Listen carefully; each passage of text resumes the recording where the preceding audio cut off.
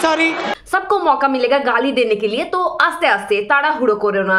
জানি অনেক লেট করে ফেলেছি, কি বলো তো তোমরা আগের দুটো ভিডিওতে একটু বেশি ভালোবাসা দিয়ে ফেলেছো, আমার আবার বেশি ভালোবাসা সহ্য হয় না, যেমন কুকুরের পেটে ঘি। তারপর জীবনে ডলারের কামিয়া মেহসুস হলো, তারপর আবার কি বসে পড়েছি, पैसा ही पैसा होगा। तो आज के আমরা কথা বলবো কাঞ্চা কাকুকে নিয়ে। যেই কাঞ্চা কাকু একদিন বলতো, কাকু আমার কি বিয়ে হবে না? ও বাবা আমি বিয়ে করব না, ও কাকু আমি আর বিয়ে করব না, কাকু আমি আর বিয়ে করব না, কাকু আমি করব না।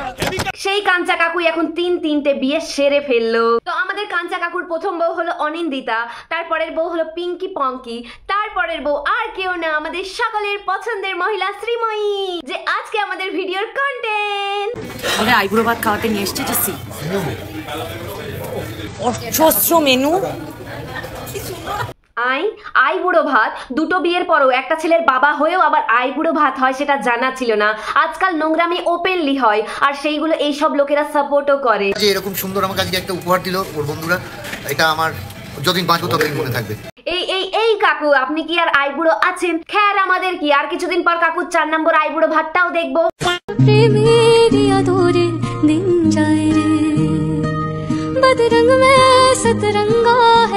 বাহ কি সুন্দর মানিয়েছে বাবা মেয়েকে, সরি হাজবেন্ড ওয়াইফ কে।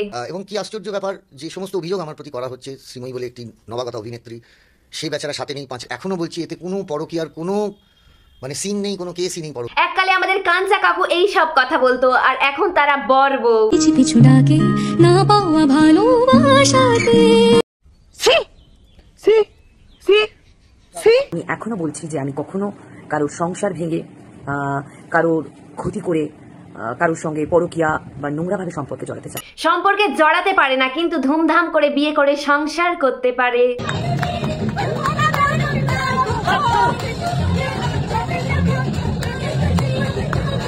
এতটা এক্সাইটেড কেউ তার প্রথম বিয়েতেও থাকে না, কাকু যতটা তার 3 নম্বর বিয়েতে আছে।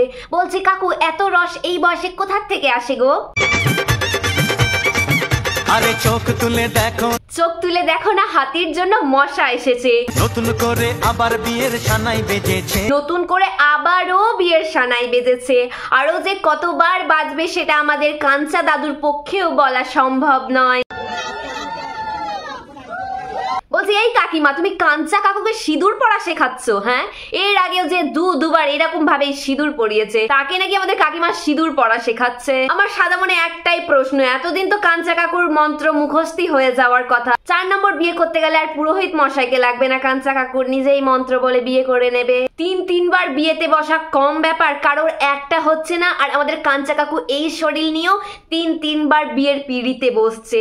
একদিকে আমাদের ভাইজান এত সুন্দর বডি নিয়েও, এত টাকা পয়সা নিয়েও একখানা বিয়ে করে উঠতে পারলো না, আর এইদিকে আমাদের কাঞ্চা কাকু এরকম টিং এর শরীর নিয়েও 3টে বিয়ে সেরে ফেললো। বলছি ভাইজান আমাদের কাঞ্চা কাকুর থেকে একটু টিপস নিতে পারো।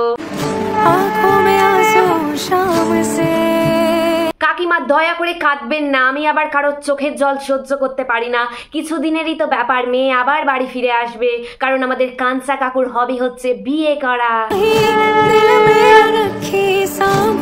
শ্রীময়ী তার মাকে বলে যাওয়া শেষ কথা তোমরা শুনে নাও। মা আমি দাদুর সঙ্গে যাচ্ছি, কিছুদিন পরেই ফিরবো, নিজেকে ইনভেস্টমেন্ট করছি, প্রফিট নিয়ে আসবো। আরে কাকা ঘর তো ভালোই গোছানো, কিন্তু একবার চেক করে নিও ঘরের মধ্যে পুরনো বউগুলোর আবার ছবি নেই তো, না হলে তোমার সুগার বেবি আবার রাগ করে পালাবে।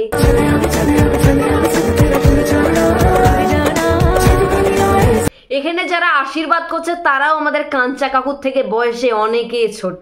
বর আর শ্বশুর মশাই প্রায় একই বয়সের। আমি তোমার আজ থেকে ভাত কাপড় এবং সবকিছুর দায়িত্ব নিলাম। ভাবলেও হাসি পাই, কাকা নাকি ভাত কাপড়ের দায়িত্ব নিচ্ছে। আচ্ছা শ্রীময়ী একবার জিজ্ঞাসা করো তো কাকাকে কতদিনের জন্য নিচ্ছে। মনে রেখো কাকা কিন্তু এর আগেও দুবার ভাত কাপড়ের দায়িত্ব নিয়েছিল। ভাত খাওয়ার তালিকাটা একটু বেশি ক্যাজুয়াল না? কেমন হবে শ্রীময়ী? মনে রাজকুমারকে একটু বুঝতে হবে, আর একটুখানি একটু সিনিয়র আমার ভালো লাগে। সিনিয়র মানে বয়স্ক লোক? হ্যাঁ, একটু বয়স্ক লোক হবে। তো আমাদের দিদির তো আগের থেকেই প্ল্যান ছিল, আমাদের দিদি তো কাকু লাভার, আর আমাদের কাকু কোচি লাভার। কোচি কাকু কোচি মেয়ে বিয়ে করলে খুব ভালো কথা, কিন্তু দেখে শুনে ঠিকঠাক সার্ভিস না দিতে পারলে কিন্তু পাখি উড়ে অন্য ডালে গিয়ে বসবে।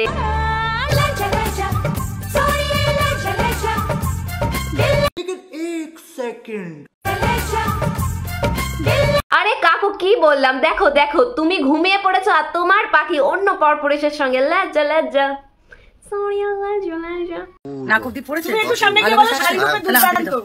আরে দিদি তুমি কি বলছো, ভালোবাসা নেই মানে? ভালোবাসা না থাকলে কি আর দুটো বউকে ছেড়ে একটা ছেলেকে ছেড়ে তোমায় বিয়ে করতে পারে? কি হয়েছে বাসরাতে? পৃথিবীতে এদের থেকে হ্যাপি আর কেউ নেই, যাদের কোনো লজ্জা শরম নেই। কাঞ্চা কাকুকে এতদিন কমেডি করতে দেখেছি, সিনেমাতে কমেডি করতে করতে নিজের জীবনটাকেই কমেডি বানিয়ে ফেলেছে, কিন্তু সিনেমাতে এতদিন যেই কমেডি করেছে এই কমেডির কাছে সেগুলো কিছুই না। শক্তি নাই রে হাতে পায়ে, শক্তি নাই রে বুইড়ারে গায়ে, তেল মাখতে হয় হাতে পায়ে। বউকে কোলে নিতে পারে না, আবার নাকি মুড এসে গেছে। এই রকম সুগার ড্যাডির কি লাভ যার নিজেরই সুগার আছে? কিন্তু যাই বলো, ক্যাপসিকাম আর শুকনো লঙ্কার জড়িটা কিন্তু বেশ ভালোই মানিয়েছে। আমি তো ভাবছি কাঞ্চা কাকুর রিলেটিভদের কথা, তাদের তো এতদিনে কাঞ্চা কাকুর বিয়েতে আসতে আসতে আর কাঞ্চা কাকুকে গিফট দিতে দিতে তাদের তো অর্ধেক জমির জায়গা বিক্রি হয়ে গেছে নিশ্চিত। তো চলো দেখি কাঞ্চা কাকুদের বিয়েতে আসা এইরকমই কিছু রিলেটিভ। আরে গুরু মাঝে প্রণাম নেবেন, গুরু কি শিষ্যের বিয়েতে না আসা হয়